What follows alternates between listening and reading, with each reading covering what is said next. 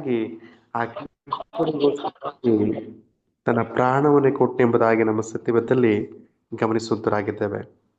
ಅದೇ ಪ್ರಕಾರವಾಗಿ ನಾವು ಜಾನಸನ್ ಅಂತ ಒಬ್ಬ ದೈವ ಸೇವಕನ ಕುರಿತಾಗಿ ನಾವು ಗಮನಿಸುವುದಾದ್ರೆ, ಆತನನ್ನ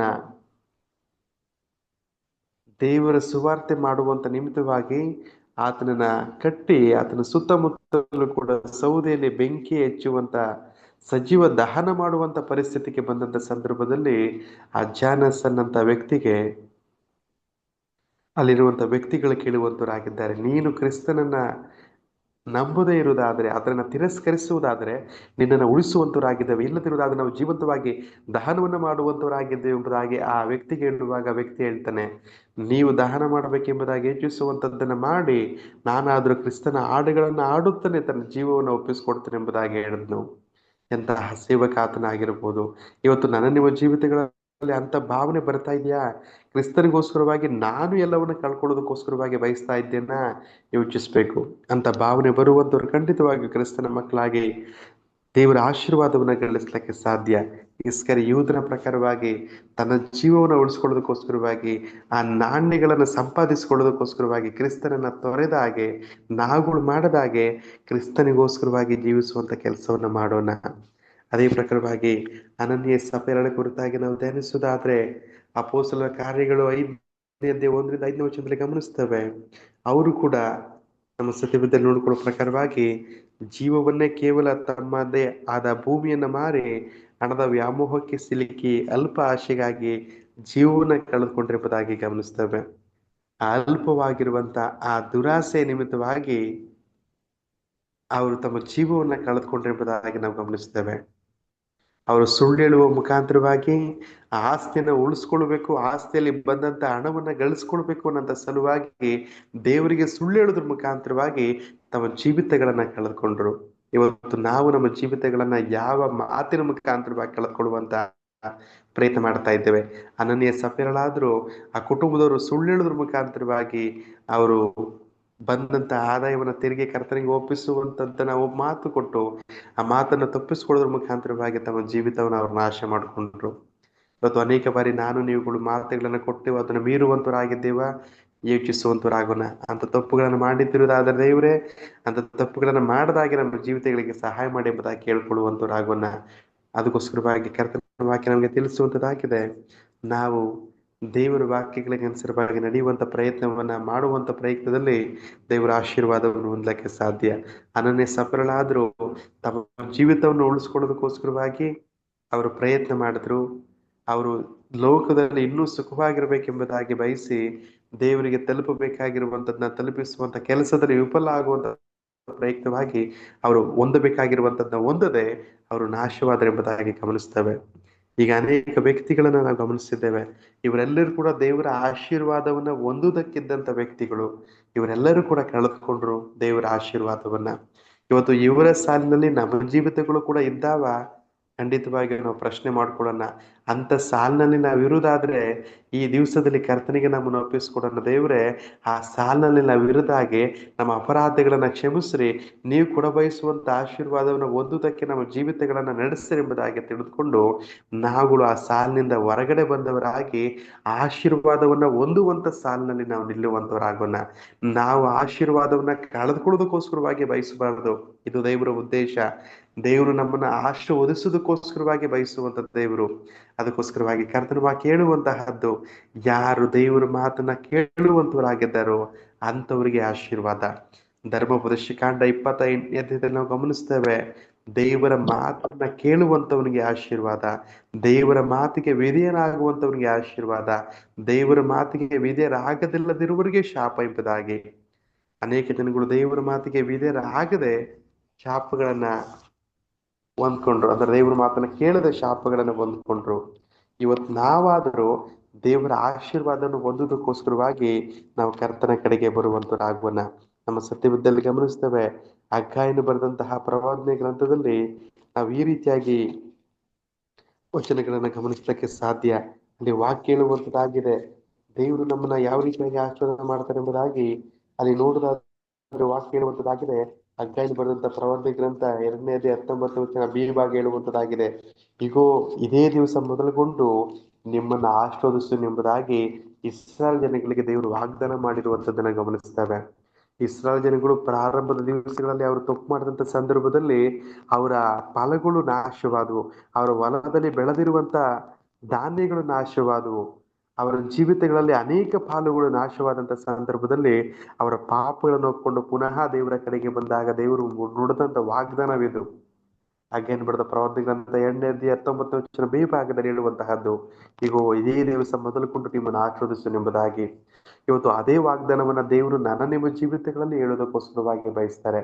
ನಾವುಗಳು ಅನೇಕ ಸಂದರ್ಭದಲ್ಲಿ ದೇವರ ಮಾತುಗಳನ್ನ ಕೇಳದೆ ಅವಿಧರಾಗಿದ್ದುಕೊಂಡು ಶಾಪದ ಪಾಲುಗಳಾಗಿದ್ದಿರ್ಬೋದು, ಆಶೀರ್ವಾದವನ್ನ ಹೊಂದಿಕೊಳ್ಳದೆ ನಾಶವಾಗಿರ್ಬೋದು ಇಲ್ಲಿವರೆಗೂ ಕೂಡ. ಆದ್ರೆ ಈ ದಿವಸದಿಂದ ದೇವರು ನನ್ನನ್ನು ನಿಮ್ಮನ್ನ ಆಶೀರ್ವಾದ ಮಾಡೋದಕ್ಕೋಸ್ಕರವಾಗಿ ಬಯಸ್ತಾರೆ. ಆ ಆಶೀರ್ವಾದವನ್ನು ನಾನು ನೀವು ಹೊಂದೋದಕ್ಕೋಸ್ಕರವಾಗಿ ಬಯಸುವಂತ ವ್ಯಕ್ತಿಗಳಾಗಿರುವಂತ ನಾವುಗಳು ನೀವುಗಳು ಮಾಡಬೇಕಾಗಿರುವಂತ ಕೆಲಸ ಕರ್ತನ ಕಡೆಗೆ ತಿರುಗುವಂತಹದ್ದೇ, ಕರ್ತನ ಚಿತ್ತಕ್ಕನುಸಾರವಾಗಿ ಮಾಡಬೇಕಾಗಿರುವಂತ ಕಾರ್ಯಗಳನ್ನ ಮಾಡುವಂತಹದ್ದೇ. ಆದಮ ಅವರು ಏನ್ ಮಾಡಿದ್ರು? ಅವರು ಸಹವಾಸವನ್ನ ತೊರೆದ ಪ್ರಯುಕ್ತವಾಗಿ ಆಶೀರ್ವಾದ ಹೊಂದ್ಕೊಳ್ಳಿಲ್ಲ. ಇವತ್ತು ನಾವಾದ್ರೂ ಆ ರೀತಿಯಾಗಿರೋದಾಗೆ ದೇವರ ಸಹವಾಸದಲ್ಲಿ ಇರೋದಕ್ಕೋಸ್ಕರವಾಗಿ ಪ್ರಯತ್ನ ಮಾಡೋಣ. ದೇವರ ಮಾತಿಗೆ ವಿಧೇಯರಾಗೋದಕ್ಕೋಸ್ಕರವಾಗಿ ಪ್ರಯತ್ನ ಮಾಡೋಣ. ಆಶೀರ್ವಾದ ಹೊಂದ್ಕೊಳ್ಳೋಣ. ಆಕನನ್ನು ಲೋಕದಲ್ಲಿರುವಂತಹ ಸಿರಿ ಸಂಪತ್ತುಗಳಿಗೋಸ್ಕರವಾಗಿ ಜೀವಿತ ನಾಶ ಮಾಡ್ಕೊಂಡಾಗೆ ನಾವು ಸಿರಿ ಸಂಪತ್ತುಗಳ ಹಿಂದೆ ಹೋಗದಾಗೆ ಕ್ರಿಸ್ತನ ಹಿಂದೆ ಹೋಗುವಂತರಾಗೋಣ. ಆಗ ದೇವರು ನಮ್ಮ ಜೀವಿತವನ್ನ ಕಾಪಾಡುವಂತರಾಗಿದ್ದಾರೆ. ಇಸ್ಕರಿಯೋತನಾದ್ರೂ ಬೆಳ್ಳಿ ನಾಣ್ಯಗಳಿಗೋಸ್ಕರವಾಗಿ ರಕ್ಷಕನನ್ನ ಕಳೆದುಕೊಂಡು ಇವತ್ತು ನಾವು ಲೋಕದಲ್ಲಿರುವಂತಹ ಸಿರಿ ಸಂಪತ್ತುಗಳಿಗೋಸ್ಕರವಾಗಿ ಕ್ರಿಸ್ತನನ್ನ ಕಳೆದುಕೊಳ್ಳುವಂತ ಕೆಲಸ ಮಾಡುವಂಥದ್ದು ಬೇಡ. ಅದೇ ಪ್ರಕಾರವಾಗಿ ಅನನ್ಯ ಸಫರಳುಗಳು ಅವರು ಲೋಕದಲ್ಲಿರುವಂತಹ ಆಸ್ತಿಯಲ್ಲಿ ಬಂದಂತ ಹಣವನ್ನ ಉಳಿಸ್ಕೊಳ್ಳೋದಕ್ಕೋಸ್ಕರವಾಗಿ ಸುಳ್ಳು ಹೇಳಿದ್ರು. ಇವತ್ತು ನಾವುಗಳು ಆ ರೀತಿಯಾಗಿ ಲೋಕಕ್ಕೆ ಸಂಬಂಧಪಡುವಂತ ವಸ್ತುಗಳ ವಿಚಾರದಲ್ಲಿ ಕರ್ತನಿಗೆ ಸುಳ್ಳು ಹೇಳದ ಹಾಗೆ ನಾವು ಕರ್ತನಿಗೆ ಸಲ್ಲಬೇಕಾಗಿರುವಂತದ್ದನ್ನ ನ್ಯಾಯಯುತವಾಗಿ ಸಲ್ಲಿಸುವಂತ ಕೆಲಸ ಮಾಡೋಣ. ದೇವರ ಮಾತಿಗೆ ವಿಧೇಯರಾಗೋಣ. ಆಗ ತಿರುಗಿ ದೇವರಿಂದ ಬರುವಂತ ಪ್ರತಿಫಲವನ್ನು ಏರಳವಾಗಿ ಹೊಂದುವಂತರಾಗೋಣ. ದೇವರು ನಮ್ಮ ಜೀವಿತಗಳಲ್ಲಿ ಎಣಿಸಲಾಗದೇ ಇರುವಂತ ಆಶೀರ್ವಾದವನ್ನು ಮಾಡೋದಕ್ಕೋಸ್ಕರವಾಗಿ ಬಯಸ್ತಾರೆ. ಆದ್ರೆ ನಾನು ನೀವುಗಳು ಮಾಡುವಂತ ಕೆಲಸ ದೇವರ ಮಾತಿಗೆ ವಿಧೇಯರಾಗುವಂಥದ್ದೇ. ನಾನು ನೀವುಗಳು ಅನೇಕ ಬಾರಿ ತಪ್ಪನ್ನು ಮಾಡಿತಿರ್ಬೋದು. ಆ ತಪ್ಪನ್ನ ಕರ್ತನ ಮುಂದೆ ಒಪ್ಕೊಳ್ಳೋಣ. ದೇವರು ನಮ್ಮನ್ನು ಕ್ಷಮಿಸ್ರಿ, ಆಶೀರ್ವಾದದ ಕಡೆಗೆ ನಡೆಸ್ರಿ ಎಂಬುದಾಗಿ. ಆಗ ನಮ್ಮ ಜೀವಿತಗಳನ್ನ ನಾವೇನು ಕಳೆದುಕೊಂಡಿದ್ದೇವೋ ಅದನ್ನ ತಿರುಗಿ 2ರಷ್ಟು ಅನುಭವಿಸಬೇಕಾಗುವಂತೆ ಕರ್ತನ ಮಾಡುವಂತನಾಗಿದ್ದಾನೆ. ಯೋಬನನ್ನ ಯಾವ ರೀತಿಯಾಗಿ 2ರಷ್ಟು ಆಶೀರ್ವಾದದ ಕಡೆಗೆ ನಡೆಸಿದ್ನೋ ಇವತ್ತು ನಿನ್ನೆ ನಮ್ಮ ಜೀವಿತಗಳನ್ನ ನಾವೇನ್ ಕಳೆದುಕೊಂಡಿದ್ದೀವೋ ಅದೆಲ್ಲವನ್ನು ಕೂಡ 2ರಷ್ಟು ಹಿಂತಿರುಗಿಸುವಂತ ಶಕ್ತಿ ದೇವರಿಗಿರೋದ್ರಿಂದ ಅವರು ನಮಗೆ ವಾಗ್ದಾನ ಮಾಡುವಂತರಾಗಿದ್ದಾರೆ. ನೀವು ನನ್ನ ಕಡೆಗೆ ಪುನಃ ಬನ್ರಿ, ನನ್ನ ಕಡೆಗೆ ತಿರುಗಿಕೊಳ್ರಿ ಎಂಬುದಾಗಿ ಆ ತಿರುಗಿಕೊಳ್ಳುವಂತ ಕೆಲಸ ನಾವು ಮಾಡುವಂತರಾಗೋಣ. ಪರಿಶುದ್ಧಾತ್ಮನ ಮುಖಾಂತರ ಅದ್ರ ಮುಖಾಂತರವಾಗಿ ನಾವು ಏರಳವಾಗಿ ಆಶೀರ್ವಾದ ಹೊಂದ್ಕೊಳ್ಳೋಣ. ಜನಗಳಿಗೆ ಯಾವ ರೀತಿಯಾಗಿ ದೇವರು ತಿರುಗಿ ಆಶೀರ್ವಾದ ಮಾಡ್ತಾರೆ ಎಂಬುದಾಗಿ ವಾಗ್ದಾನ ಮಾಡಿದ್ರು, ಅದೇ ಪ್ರಕಾರವಾಗಿ ನನ್ನ ನಿಮ್ಮ ಜೀವಿತಗಳಲ್ಲಿ ಕೂಡ ಆಶೀರ್ವಾದ ಮಾಡ್ತೇನೆ ಎಂಬುದಾಗಿ ಹೇಳುವಂತ ದೇವರಾಗಿದ್ದಾರೆ. ಆಶೀರ್ವಾದನ ಪಡೆದುಕೊಳ್ಳೋದಕ್ಕೋಸ್ಕರವಾಗಿ ಕರ್ತನ ಸನ್ನಿಧಾನದಲ್ಲಿ ಬರೋದಕ್ಕೋಸ್ಕರವಾಗಿ ನಾವು ಮನಸ್ಸು ಮಾಡೋಣ. ದೇವರ ಆಶೀರ್ವಾದ ಹೊಂದ್ಕೊಳ್ಳೋಣ. ದೇವರ ವಾಕ್ಯದ ಮುಖಾಂತರವಾಗಿ ನಮ್ಮೆಲ್ಲರನ್ನ ಆಧ್ಯಾತ್ಮಿಕವಾಗಿ ಬಲಪಡಿಸಲಿ. ಆಮೇನ್. ಆಮೇನ್. ಉತ್ತಮವಾದಂತಹ ಸಂದೇಶಕ್ಕಾಗಿ ಬೋಧಕರಾದಂತಹ ಆಶೀರ್ ಅವರಿಗೆ ನಾನು ವಂದನೆಗಳನ್ನ ಸಲ್ಲಿಸ್ತೇನೆ. ಕರ್ತನು ಅತ್ಯಧಿಕವಾಗಿ ತಮ್ಮನ್ನ ಆಶೀರ್ವಾದ ಮಾಡಲಿ, ಆತ್ಮನ ಬಲದಿಂದ ತುಂಬಿಸಲಿ, ಇನ್ನು ಹೆಚ್ಚಿನ ಸೇವೆಯಲ್ಲಿ ಉಪಯೋಗಿಸಿಕೊಂಡು ಮಹಿಮೆ ಹೊಂದಲಿ ಎಂಬುದಾಗಿ ಪ್ರಾರ್ಥಿಸುತ್ತಾ ಈ ಸಮಯವನ್ನ ಪ್ರಾರ್ಥನೆಗೆ ಕೊಡೋಣ. ಪ್ರಾರ್ಥನೆಗಾಗಿ ನಮ್ಮ ಮಧ್ಯದಲ್ಲಿ ನಮ್ಮ ಸನ್ಸೈನ್ ಶಾಲೆಯ ಪ್ರಾಂಶುಪಾಲರು ಎಲ್ಡರ್ ನಾಗರಾಜ್ ಅವರಿದ್ದಾರೆ. ಅವರು ಪ್ರಾರ್ಥನೆ ಮಾಡಬೇಕೆಂಬುದಾಗಿ ಕೇಳ್ಕೊಳ್ತೇನೆ. ಪ್ರಾರ್ಥನೆ ವಿಜ್ಞಾಪನೆಗಳೇನಾದ್ರೂ ಇದ್ರೆ ಈ ಸಮಯದಲ್ಲಿ ತಿಳಿಸಬೇಕೆಂಬುದಾಗಿ ಕೇಳ್ಕೊಳ್ತೇನೆ. Pastor, good morning. Good morning. Pastor, just pray for Vinayak. Vinayak ಅವ್ರಿಗೋಸ್ಕರ ಪ್ರಾರ್ಥನೆ ಮಾಡೋಣ, ಅವರ ಆರೋಗ್ಯಕ್ಕಾಗಿ. ಜೊತೆಗೆ ರಂಗಸ್ವಾಮಿ ಅಂತಕ್ಕಂಥವ್ರು ಆರೋಗ್ಯಕ್ಕಾಗಿ ಪ್ರಾರ್ಥನೆ ಮಾಡೋಣ. ನಾಗೇಶನ್ ಅವ್ರಿಗೂ ಪ್ರೇಯರ್ ಮಾಡಿ ಸರ್. ಅವ್ರ ಆರೋಗ್ಯಕ್ಕಾಗಿ, ನಾಗೇಶ್ ಅವರ ಆರೋಗ್ಯಕ್ಕಾಗಿ ಪ್ರಾರ್ಥನೆ ಮಾಡೋಣ. ಮಾಲೂರಿಂದ ಪ್ರತಿಮಾ ಮಗು ಮತ್ತು ತಾಯಿ ಮಗುಗೋಸ್ಕರ ಅವರ ಆರೋಗ್ಯಕ್ಕೋಸ್ಕರ ಪ್ರಾರ್ಥನೆ ಮಾಡಬೇಕೆಂಬುದಾಗಿ ಕೇಳ್ಕೊಂಡಿದ್ದಾರೆ. ಅವ್ರ ಆರೋಗ್ಯಕ್ಕೋಸ್ಕರ ಪ್ರಾರ್ಥನೆ ಮಾಡೋಣ. ಸಹೋದರಿ ರಮ್ಯಾ ಅವರ ಗರ್ಭಫಲಕ್ಕಾಗಿ ಪ್ರಾರ್ಥಿಸಲು ವಿಜ್ಞಾಪಿಸಿದ್ದಾರೆ. ಅವರ ಆರೋಗ್ಯಕ್ಕೋಸ್ಕರ ಪ್ರಾರ್ಥನೆ ಮಾಡೋಣ. ಆರ್ಯನ್ ಮಗುವಿನ ಆರೋಗ್ಯಕ್ಕಾಗಿ ಕಿಡ್ನಿ ಪ್ರಾಬ್ಲಮ್ ಆಗಿದೆ, ಆ ಮಗುಗೋಸ್ಕರ ಪ್ರಾರ್ಥನೆ ಮಾಡೋಣ. ಈ ವಿಷಯಗಳಿಗಾಗಿ ಪ್ರಾರ್ಥನೆ ಮಾಡ್ಬೇಕೆಂಬುದಾಗಿ ಹೇಳರು ನಾಗರಾಜ್ ಅವರನ್ನ ನಾನು ಕೇಳ್ಕೊಂಡು. ಇನ್ನೊಂದ್ಸಾರಿ ಮನೆಗಳಲ್ಲಿ. ಓಕೆ. ರಂಗಸ್ವಾಮಿ, ಓಕೆ, ಪ್ರತಿಮಾ ಮತ್ತು ತಾಯಿ ಮಗು ಪ್ರತಿಮಾ ಎಂಬುದಾಗಿ ಅವರ ಆರೋಗ್ಯಕ್ಕಾಗಿ, ರಮ್ಯಾ ಅವರ ಗರ್ಭಫಲಕ್ಕಾಗಿ ಮತ್ತು ಆರ್ಯನ್ ಮಗುವಿನ ಆರೋಗ್ಯಕ್ಕಾಗಿ, ವಿಕ್ರಮ್ ಅವರ ಆರೋಗ್ಯಕ್ಕಾಗಿ, ವಿನಾಯಕ್ ಅವರ ಆರೋಗ್ಯಕ್ಕಾಗಿ ಮತ್ತು ನಾಗೇಶ್ ಅವರ ಆರೋಗ್ಯಕ್ಕಾಗಿ.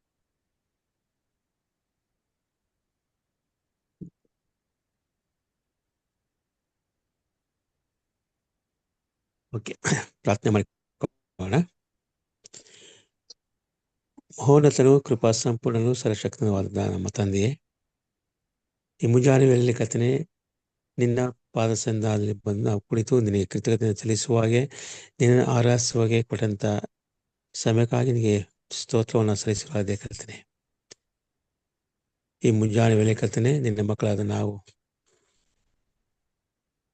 ನಿನ್ನನ್ನು ಘನಪಡಿಸುವಂತ ಸೌಭಾಗ್ಯವನ್ನು ಕೊಟ್ಟಿದ್ದೀನಿ ನಿನಗೆ ಸ್ತೋತ್ರ ಸ್ವಾಮಿ.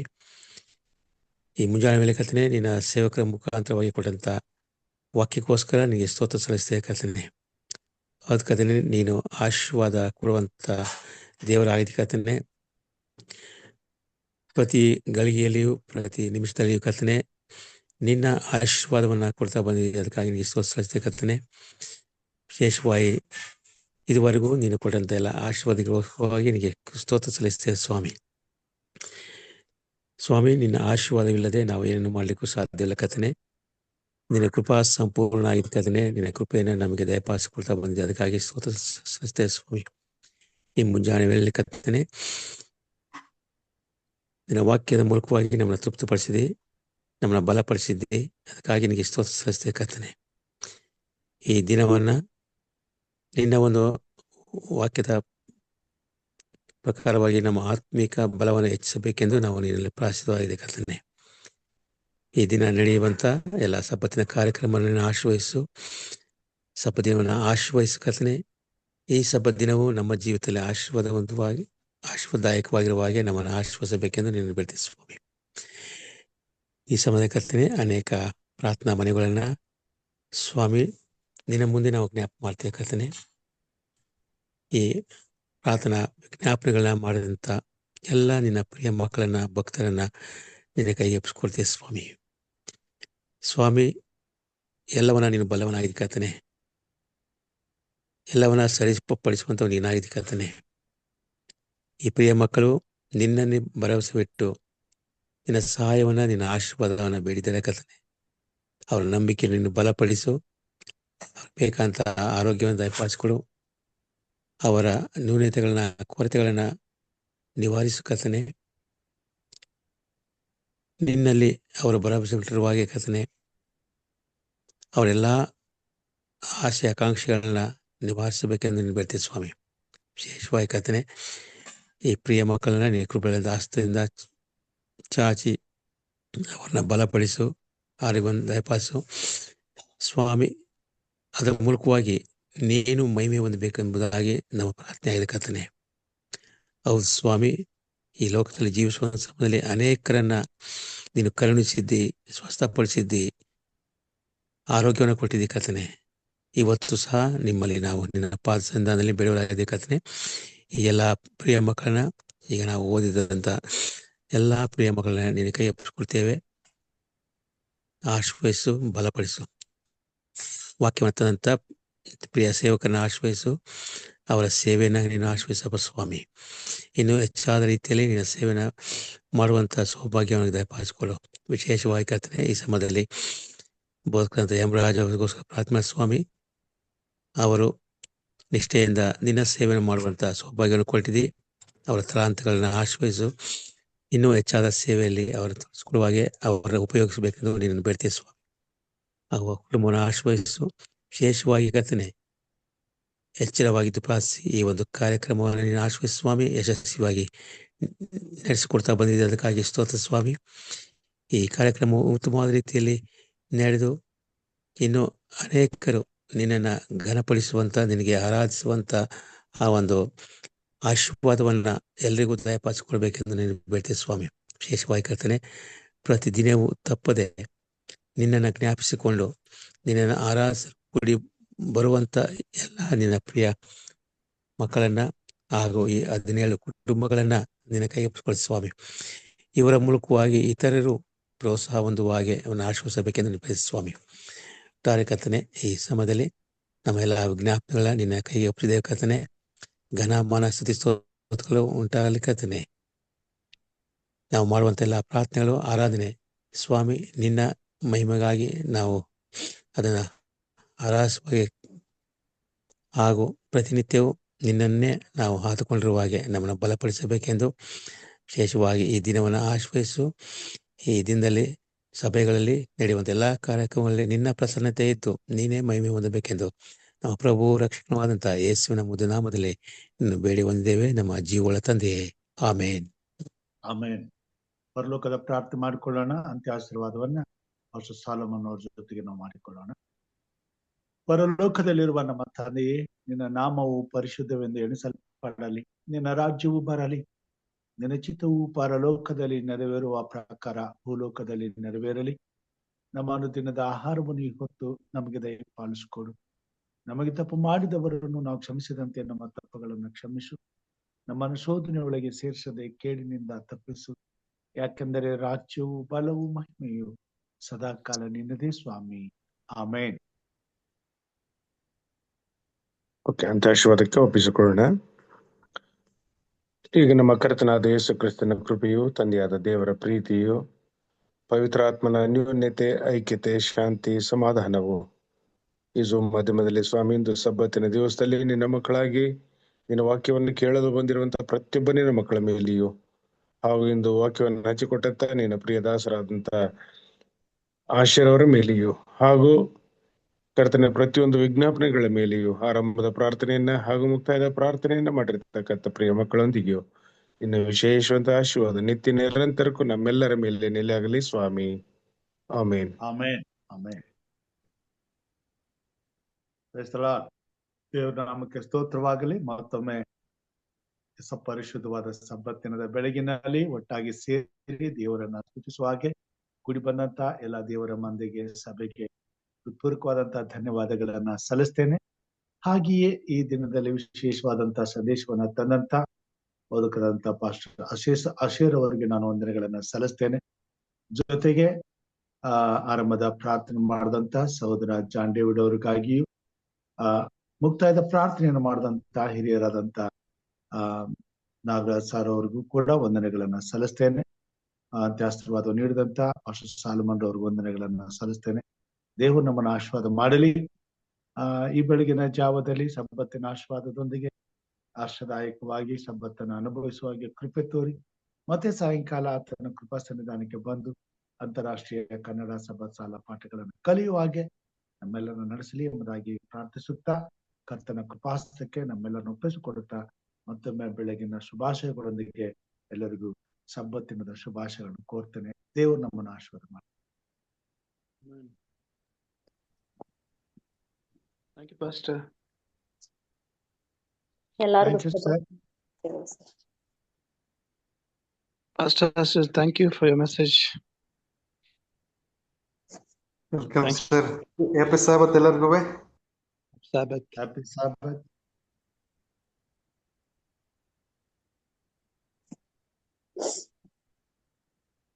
Thank you Raju pastor. Thank you. God bless you.